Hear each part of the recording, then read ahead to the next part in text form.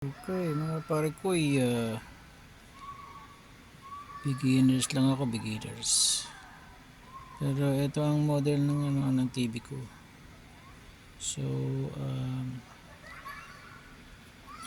kinalas ko na lahat, kinalas ko na yung mga tornilyo, everything. So, actually, ganyan lang talaga yan. Nagbe-vertical lang kasi ang problema ko. So, inalis ko na to. Yan. Tapos ito yung loob, inalis ko rin to para maluwag. So anyway, ito na, inalis ko yan. Tapos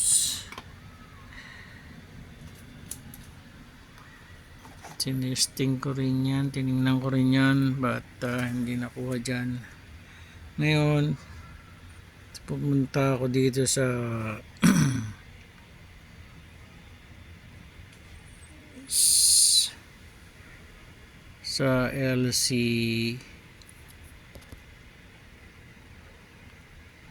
LC1 at ito, italisan ko dito ng isang resistor na 2000 ohms, 2000 k ohms. So yan, inalisin ko rin yan, yung LC1 at saka LC2, tigisa sila.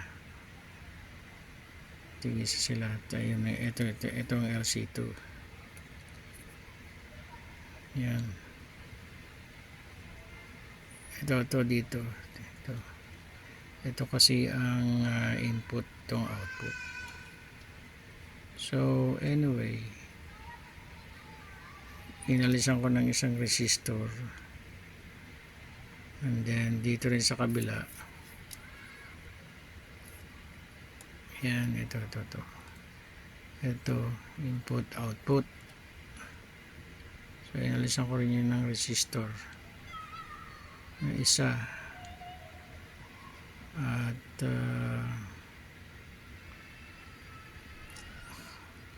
and then ipa-plug-in ko muna, wait. Okay, binalik ko na yung cover.